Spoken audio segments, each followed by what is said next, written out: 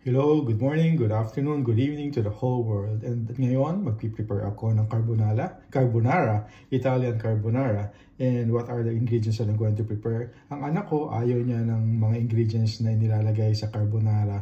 So, I'm going to do my version of carbonara na gusto yung anak ko. Ang ingredients natin ngayon ay ito, chipola, which is ang sibuyas. And then these 2 eggs, and I'm just going to use the egg yolks later. And what we have right now here is the bacon, or the what do you call this, pancetta. Here in Italy it's called pancetta, and it's like bacon.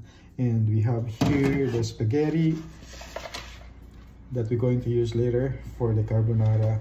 Ayaw ng anak ko ng different kind of pasta for carbonara, so spaghetti is the only one I'm going to use for preparing a carbonara. And we have a little bit of milk later to put, and voila. I'm going to get the water. I-prepare natin yung tubig. As you can see, isusukay tayo ngayon ng bacon and then the onion.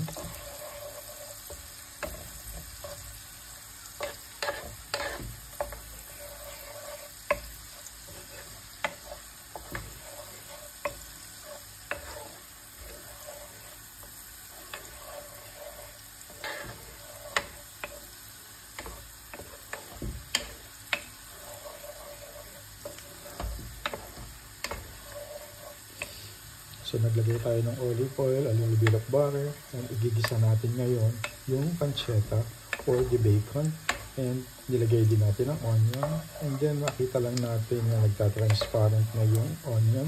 Kailangan muna natin i-turn off yung apoy natin.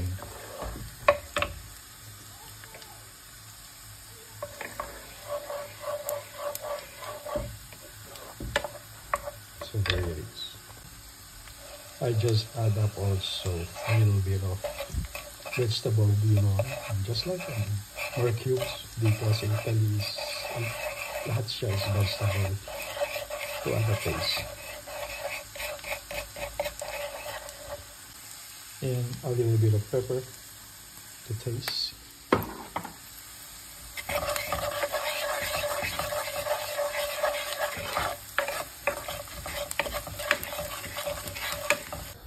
So kumukulo na po ngayon ang tubig, kaya ilalagay na natin ngayon ang ating spaghetti. Dagdagan ko pa para mapasarap yung kain namin. So ngayon po, malambot na ang ating pasta, kaya ilalagay na natin siya dito sa pan. Kung nakikita ninyo, in-repair ko na po ito yung kanina bago pa ako magpakulo ng pasta.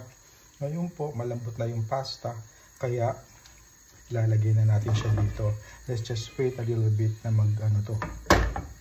uminit yung ulit yung oil niya.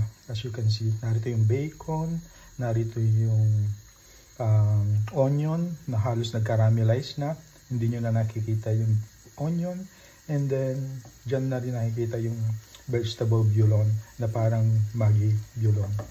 Kaya, ngayon, ilalagay na natin ngayon yung spaghetti pasta.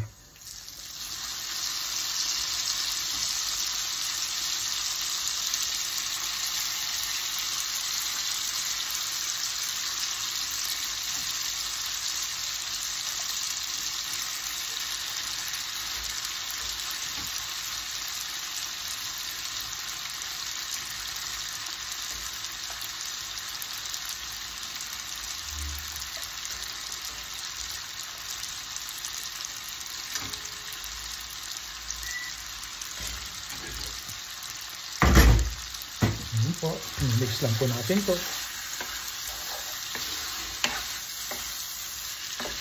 Ganyan lang po kasimple ang carbonara dito sa Italy.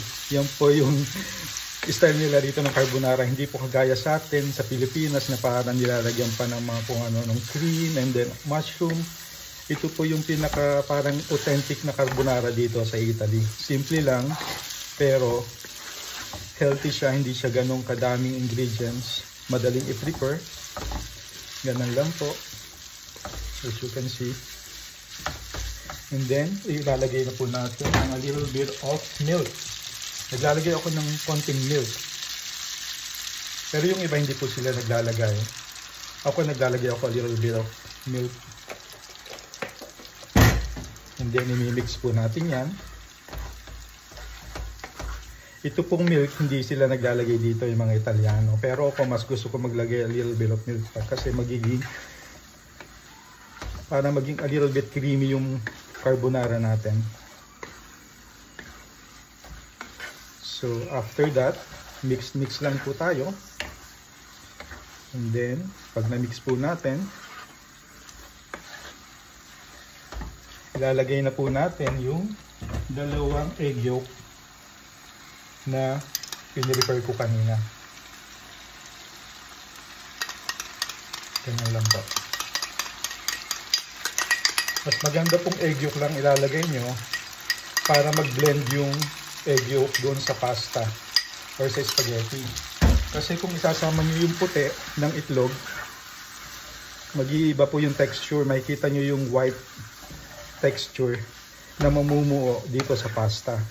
Kaya mas maganda huwag nyong isasama yung kulay puti.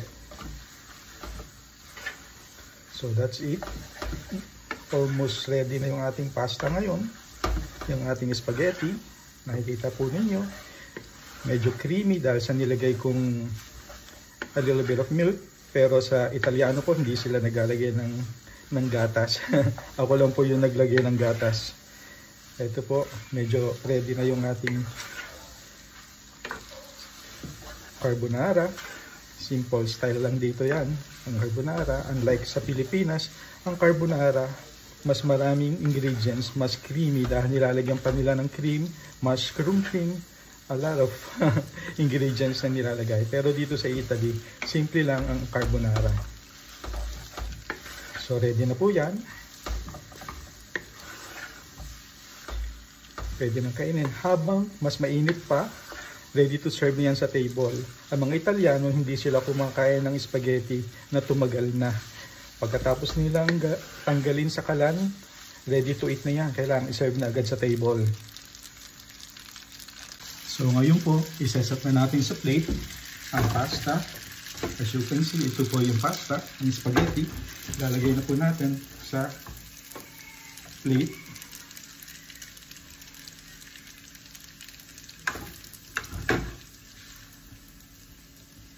Ganyan lang po kadali ang spaghetti dito. Ang carbonara sa Italy. As you can see, ganyan lang po. A little bit of Parmesan cheese on top. So, ready na po yan. Thank you so much po for watching. Sana po nagustuhan nyo ang aking spaghetti carbonara, spaghetti Italian style.